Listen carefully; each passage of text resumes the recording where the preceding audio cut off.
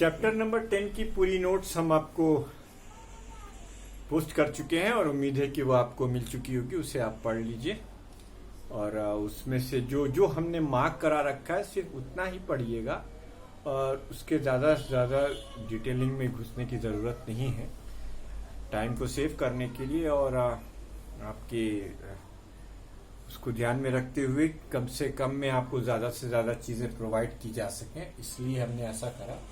Chapter 10 अगर हम video बनाने जाते एक एक चीज़ हम लिखते तो वो काफ़ी लंबा समय निकल जाता, इसलिए मैंने उसकी वो पोस्ट करना ज़्यादा बेटर समझा।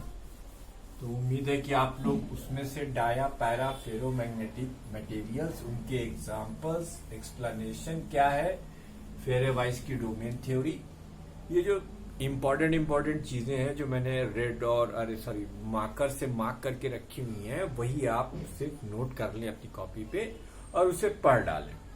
अगर कोई टेक्निकल टर्म आपको नहीं समझ में आता है तो आप मुझसे बात करें और मुझे बताएं, मैं इंशाल्लाह उसको भी सॉल्व करने की पूरी कोशिश करूंगा। वैसे उस चैप्टर से इम्पोर्टेंट अब हमारी सिलेबस में जो बचा है वो दो टॉपिक और रह गए हमारे इम्पोर्टेंट। एक आपका रह गया इलेक्ट्रोमैग्नेटिक इंडक्शन और दूसरा आपका रह गया अल्टरनेटिंग करंट। आइए शुरू करते हैं चैप्टर नंबर 11। चैप्टर नंबर 11 जो है आपका वो इलेक्ट्रोमैग्नेटिक इंडक्शन का चैप्टर है। चैप्टर 11 ये इलेक्ट्रोमैग्नेटिक इंडक्शन, इलेक्ट्रोमैग्नेटिक इंडक्शन। सीधे और साफ लफ्जों में अगर मैं इस चैप्टर को समझाने चलता हूं तो मैं सिर्फ यही कहता हूं कि भाई ये और कुछ नहीं, सिर्फ एनर्जी कंजर्वेशन प्रिंसिपल का एक बेहतरीन एग्जाम्पल है और कुछ भी नहीं है। ये क्या है? ये एनर्जी कंजर्वेशन प्रिंसिपल का एक बेहतरीन एग्जाम्पल है। तो इसको पढ़ने के लिए हमें सबसे पहले जानना होगा एरिया वेक्टर। तो एरिया वेक्टर का कॉन्सेप्ट मैं आपको गॉस थ्योरम में ऑलरेडी दे चुका हूं, इसलिए मैं यहां पर ये एक्सप्लेन नहीं करने वाला हूं। फिर भी आपके लिए रिकॉल कर देता हूं। एरिया वेक्टर, एरिया पे एक नॉर्मल ड्रॉ कर दीजिए, उस नॉर्मल को यूनिट नॉर्मल कहते हैं। अब एरिया स्केलर की जगह वेक्टर लिखा जा सकता है। तो इसमें जो पहला कॉन्सेप्ट है वो मैग्नेटिक फ्लक्स का है। ठीक उसी तरीके से जैसे आपने इलेक्ट्रिकल फ्लक्स देखा था, वैसे ही हम यहाँ पर डिस्कस करेंगे आपके साथ what is magnetic flux. Magnetic flux क्या है भाई? सबसे पहली चीज what is magnetic flux. Magnetic flux, ये मैग्नेटिक फ्लक्स, इसको फाइव से डिनोट करते हैं। ठीक, तो बेटा हमने इलेक्ट्रिकल फ्लक्स पढ़ाते हुए समय भी आपको बताया था कि electrical flux the number of electric line of forces passing through an area होती है। उसी तरीके से आपका जो इलेक्ट्रिकल फ्लक्स, उसी तरीके से आपका जो मैग्नेटिक फ्लक्स है वो भी number of line passing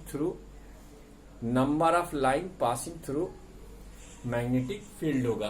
number of line passing through an area, the number of magnetic line of forces passing through an area. Normally the number of line of magnetic field या magnetic forces, the number of line of magnetic field passing through an area, passing through an area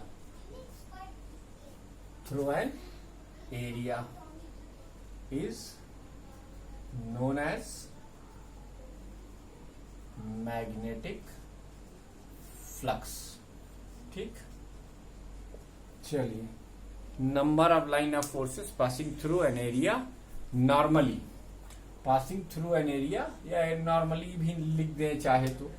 अब मान लीजिए आपके पास ये एक Oval shape या कोई ऐसा इरेगुलर शेप है जिसकी आप एग्जैक्ट ज्योमेट्री नहीं डिटरमाइन कर पा रहे हैं फिलहाल। ये एक ऐसी मैग्नेटिक फील्ड से पास हो रहा है। ठीक, तो यहाँ कितनी लाइन ऑफ फोर्सेस होंगी अकॉर्डिंग टू माइकल फैराडे, क्योंकि एक पिक्चोरियल रिप्रेजेंटेशन है तो हम नहीं गिन के बता सकते। अच्छा, ठीक, अब इसका हमें फ्लक्स निकालना है। तो बेटा इसकी एक दूसरी डेफिनेशन मेरी तरफ से लिख लो, और द डॉट प्रोडक्ट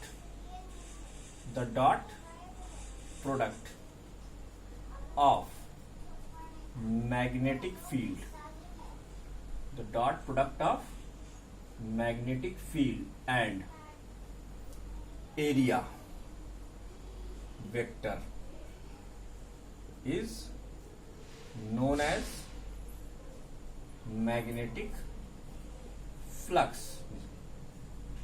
जैसे हमने इलेक्ट्रिक फ्लक्स में ये डिफाइन किया था, वैसे हम ये मैग्नेटिक फ्लक्स में भी डिफाइन कर देने, क्या परेशानी है? कोई परेशानी नहीं है। तो ये मैग्नेटिक फील्ड की डायरेक्शन है बी। अब यहां पर हम एक छोटा सा एलिमेंट्री एरिया ले रहे हैं, ठीक? ये देखिए, इसका एरिया वेक्टर है डी, और ये जो एंगल है मैग्नेटिक फील्ड से बनता हुआ ये थीटा है।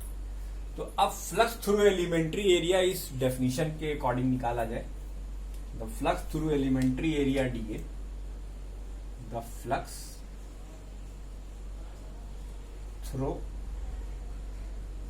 Elementary area D A, D phi E, D phi B is equal to B dot D A, ठीक? ये हो गया। अब flux through the entire surface, flux through the entire surface, flux through the entire surface, entire close surface, close surface. Phi B जो होगा वो integration of B dot D A होगा। ये फ्लक्स का फार्मूला हो गया। बच्चों, अब ये बायोलॉजी के स्टूडेंट के लिए तो बड़ा दिक्कत है क्योंकि ये सरफेस इंटीग्रल है। तो क्या किया जाए? कुछ न किया जाए, आइए हम आपको इसका आसान तरीका बताते हैं। आप वीडियो को पॉज कर 1 सेकंड के अंदर इसको नोट कर लीजिए, क्योंकि 1 सेकंड से ज्यादा मुझे इसको इरेज करने में लगाएगा नहीं। मैं इसे इरेज कर रहा हूं, तो वीडियो को पॉज कीजिए और इसे पूरा नोट कर लीजिए, ठीक? देखिए, आपकी किताब तो इतनी महान है कि उसने मैग्नेटिक फ्लक्स को डिफाइन करना भी मुनासिब नहीं समझा है। उन्होंने ऐसे ही लिख दिया। That's why, this is the reason why I don't prefer Nootan. लेकिन एनीवे, चलिए, अब जब है तो है भाई, अब क्या कर सकते हैं, है ना? तो बच्चों, आप इस डेफिनेशन को नोट कीजिए। मैं मैग्नेटिक फ्लक्स के बारे में और आपसे बात करता हूं। मतलब जो इस चैप्टर का सबसे बेसिक टॉपिक है वही आपकी बुक से गायब। अब अगर मैं आपकी बुक फॉलो करूं तो फिर कल्याण तो होना ही होना है। इसीलिए मैंने आपको आपकी बुक से नहीं पढ़ाया। अब आप नहीं पढ़े वो आपकी मर्जी है। वो तो था बेटा टेढ़ा मेढ़ा एरिया, लेकिन जरा इस एरिया के बारे में तुम्हारा क्या विचार है, बताओ। ए, इसका जो नॉर्मल होगा, नॉर्मल ये होगा इस डायरेक्शन में, ठीक? मान लो किसी इंस्टेंट पर ये मैग्नेटिक फील्ड बी के साथ एक एंगल थीटा बनाता है, तो फाई बी की वैल्यू जो तुमने एक फार्मूला लिखा है बी डॉट ए, उससे अगर तुम लिखोगे तो ये फार्मूला जनरल हो जाएगा बी ए कॉस थीटा। क्या हो जाएगा? B A cos theta. ये सबसे जनरलाइज इजी गोइंग फार्मूला है मैग्नेटिक फ्लक्स के लिए। अब यहां पर हम 3 केस कंसीडर करेंगे। केस नंबर 1, केस 1 है positive or outward flux, positive or outward flux, positive or outward flux. देखो बेटा, अब अगर किसी दिए हुए कोई दिया हुआ आपके पास एरिया है तो जाहिर सी बात है वो कांस्टेंट हो जाएगा। अब आपने उसे किसी मैग्नेटिक फील्ड में रख दिया तो वो भी कांस्टेंट हो गई, ठीक? अगर थीटा की वैल्यू बदल ली जाए, थीटा की वैल्यू अगर बदली जाए, if theta lies between 90 degree and 0 degree, then that is theta is acute. Theta क्या हो? Theta is acute. Then cos theta is positive. cos theta की वैल्यू क्या हो जाएगी? पॉजिटिव हो जाएगी। Then phi b is positive और outward, लेकिन ये कब पॉसिबल है, जब एरिया वेक्टर यानी नॉर्मल ऑफ द एरिया और मैग्नेटिक फील्ड के बीच का जो एंगल है वो 90 से छोटा हो, 0 के बराबर हो तो भी चलेगा, 0 से बड़ा कोई भी एंगल हो तो चलेगा, पॉजिटिव और आउटवर्ड फ्लक्स। और मैक्सिमम पॉजिटिव फ्लक्स की वैल्यू क्या होगी, if theta is equal to 0 degree. अब देखिए भाई, मेरा काम तो हर चीज समझाना है। ये नॉर्मल हो गया और आपकी ये जो मैग्नेटिक फील्ड है वो ठीक इसके पैरेलल है, तब थीटा की वैल्यू क्या हो गई, 0 डिग्री। अब अगर थीटा की वैल्यू 0 डिग्री है, then phi B is equal to B dot A से ये हो जाएगा B A cos 0 degree B A. ये मैक्सिमम पॉजिटिव फ्लक्स है। ये क्या है, मैक्सिमम पॉजिटिव फ्लक्स। कितना हो सकता है, बी इंटू ए। क्या हो सकता है, बी इंटू ए। ये आपका मैक्सिमम पॉजिटिव फ्लक्स है। ठीक है भैया, ये मैक्सिमम पॉजिटिव फ्लक्स हो गया। अब केस नंबर 2 कर लेते हैं। केस नंबर 2, केस नंबर 2 की अगर आप बात करें, 0 फ्लक्स, तो बेटा ये तो कहना मीनिंगलेस हो गया कि कहीं मैग्नेटिक फील्ड नहीं तो मैग्नेटिक फ्लक्स नहीं, और कहीं एरिया नहीं तो मैग्नेटिक फ्लक्स नहीं। ये दोनों पॉसिबिलिटी को रूल आउट करके जरा तीसरी पॉसिबिलिटी देखो, जब 0 हो जाए। हैं, if theta is equal to 90 degree, scenario देखना, theta is equal to 90 degree. इसका मतलब ये तुम्हारा अगर एरिया है, ये एरिया वेक्टर n है और ये मैग्नेटिक फील्ड B है, तो दोनों के बीच में एंगल कितना है, 90 डिग्री। तब फाई बी की वैल्यू क्या होगी, तब फाई बी की वैल्यू होगी बी ए कॉस 90 डिग्री। और आप जानते हैं कॉस 90 की वैल्यू 0 होती है, इसलिए फ्लक्स क्या हो गया, 0 हो गया। तो पॉजिटिव फ्लक्स आपने, आउटवर्ड फ्लक्स देख लिया आपने, 0 फ्लक्स देख लिया। आप तीसरा केस देखिए। तीसरा केस है बेटा, वीडियो को पॉज कर इसे आप नोट कर लीजिए। मैं 1 सेकंड के लिए हटता हूं, अब आप इसको आराम से नोट कर सकते हैं। फिर मैं वापस आता हूं सीन में, क्योंकि आपको तो वीडियो पॉज कर नोट करना होगा। ये इसके बाद केस नंबर 3 जो है आपका, ये निगेटिव फ्लक्स के लिए। केस नंबर 3, नेगेटिव और इनवर्ट फ्लक्स, नेगेटिव और इनवर्ट फ्लक्स।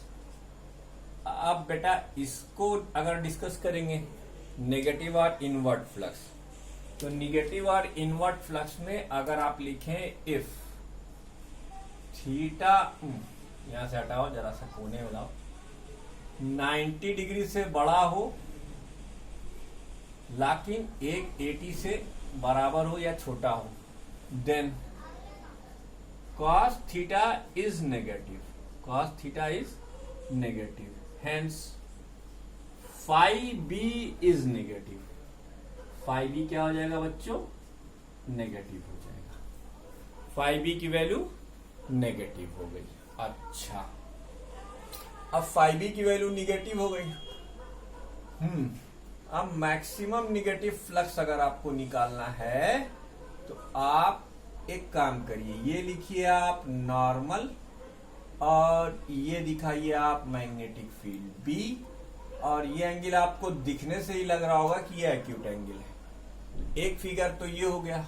और मैक्सिमम पॉजिटिव फ्लक्स के लिए, मैक्सिमम पॉजिटिव फ्लक्स के लिए आप ये वेक्टर, ये एरिया लीजिए, ये एरिया लीजिए और ये B लीजिए। अब देखिए B और एरिया वेक्टर के बीच में जो एंगल है वो 180 डिग्री का है।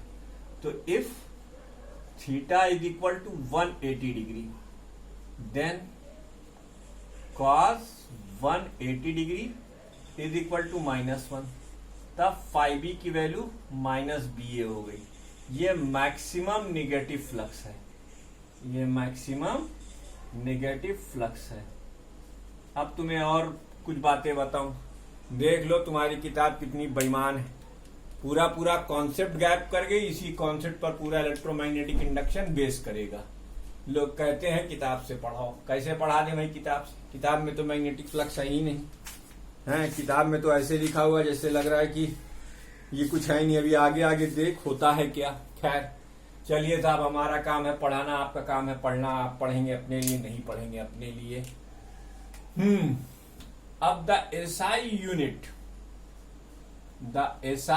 देखो ये भी एक इंटरेस्टिंग बात है। The SI unit of flux is weber. एक वेबर यानी 1 WBB, ये होती है 1 टेस्ला मीटर स्क्वायर। अच्छा, अब देखो, अगर इसको हम गॉस में बदलें तो 10⁴ गॉस लिखेंगे। आप जानते हैं सीजीएस यूनिट ऑफ बी जो होती है वो गॉस होती है। और मीटर स्क्वायर को अगर सेंटीमीटर स्क्वायर में लिखें तो हम ये सेंटीमीटर स्क्वायर लिखेंगे, और ये हो जाएगा 10⁸ G centimetre square. Gauss centimetre square, इसको हम लिखते हैं 10⁸ मैक्सवेल, ये उनके नाम पर रखा गया। तो ये वेबर भी एक साइंटिस्ट थे, मैक्सवेल भी एक साइंटिस्ट थे। याद रखिए, एसआई यूनिट फ्लक्स की वेबर होती है और उसकी सीजीएस यूनिट क्या होती है? सीजीएस यूनिट होती है मैक्सवेल। तो ये दो बातें और याद रखिएगा। यहां पर पूरा होता है मैग्नेटिक फ्लक्स का कॉन्सेप्ट। इतना इंफेसिस देकर इसलिए पढ़ाया है क्योंकि कि अगर आपको Faraday law of electromagnetic induction बहुत अच्छे से समझना है तो आपको मैग्नेटिक फ्लक्स का कॉन्सेप्ट बहुत अच्छे से आना चाहिए। आइए हम शुरू करते हैं अपना फैराडे का एक्सपेरिमेंट। तो इसे वीडियो को पॉज करके आप इसे नोट कर लें। आगे के 10-15 मिनट बहुत कॉन्सेंट्रेट कर कर वीडियो को सुनिएगा। ये मत करिएगा कि वीडियो को आप मत सुने और जब पूरा व्हाइट बोर्ड भर जाए तो एज यूजुअल जो मैं कहता हूं कि वीडियो को पॉज करिए और उसे नोट कीजिए, तो ऐसा नहीं होने वाला है। मैं यहाँ लिखने में कम और समझाने में ज्यादा ध्यान देने जा रहा हूं। देखो, इलेक्ट्रोमैग्नेटिक इंडक्शन एक ऐसा तरीका है जिससे बिना किसी करंट के, बिना किसी करंट सोर्स के करंट को पैदा किया जा सकता है।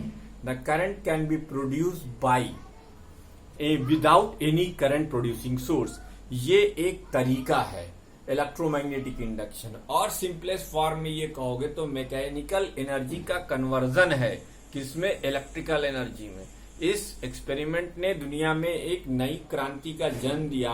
गरीबों के घर से निकलकर, अमीरों के घर से निकलकर लाइट गरीबों के घर में आ गई। क्यों? क्योंकि जनरेटर से हम इलेक्ट्रिसिटी को प्रोड्यूस करते हैं, और जनरेटर में हम कोई बैटरी नहीं लगाते, कोई करंट का सोर्स नहीं लगाते। जनरेटर में हम पेट्रोल डालते हैं। इसी तरीके से डैम में हम टरबाइन घुमाते हैं। इसी तरीके से हम एनटीपीसी में कोयला जलाते हैं। तो डिफरेंट मोड्स ऑफ एनर्जी से हम इलेक्ट्रिकल एनर्जी को गेन करते हैं।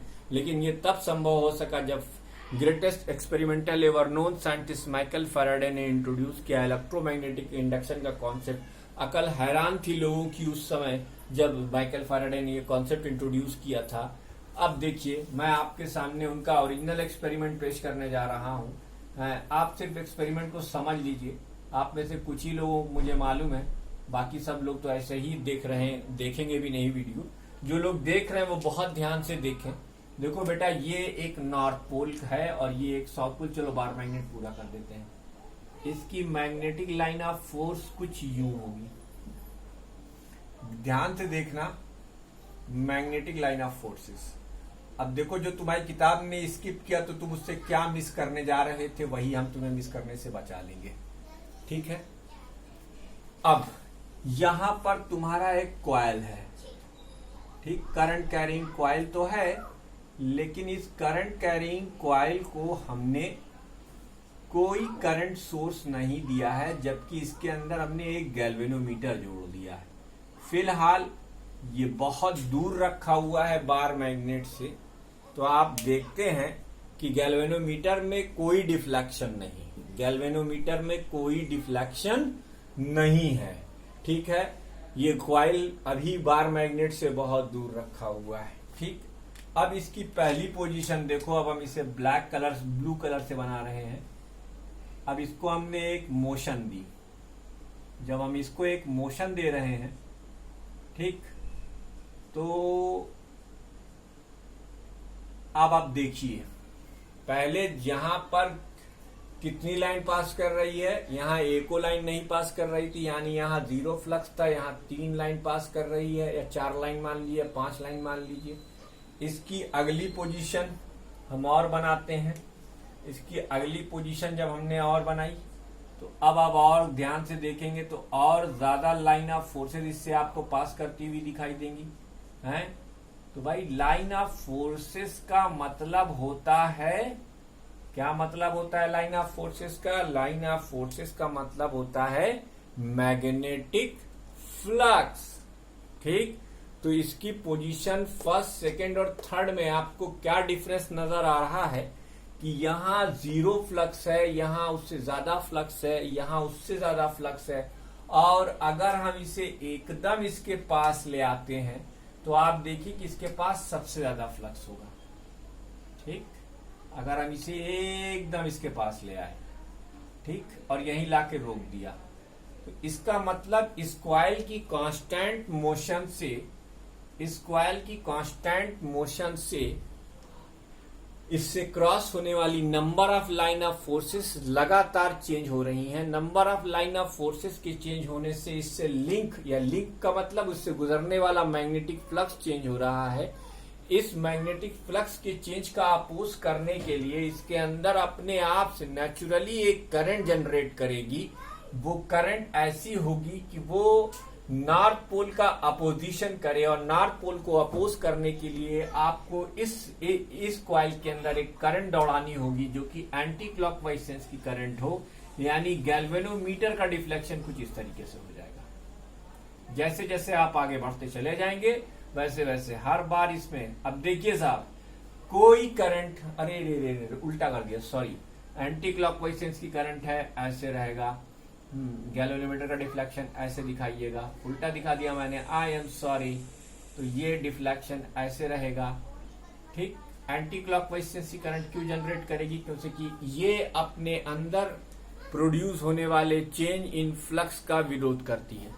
ना बेटा करंट कैरिंग कॉइल के पास करंट थी, ना बार मैग्नेट के पास करंट थी, लेकिन जब आपने मोशन दी तो उस मोशन की वजह से इसके अंदर का लिंक फ्लक्स चेंज हुआ, और जब फ्लक्स चेंज हुआ तो फिर ये जो है इसके अंदर एक करंट इंड्यूस कर गई और एक ईएमएफ भी इंड्यूस किया, क्योंकि कि बिना ईएमएफ को इंड्यूस कराए करंट इंड्यूस नहीं हो सकती। तो इस एक एक्सपेरिमेंट से आपको ये समझ में अच्छे से आ गया होगा कि कैसे मैग्नेटिक फ्लक्स के चेंज होने का अपोज करने के लिए एक ईएमएफ इंड्यूस होता है और एक करंट जनरेट हो जाती है, जिसे हम इंड्यूस ईएमएफ और इंड्यूस करंट कहते हैं।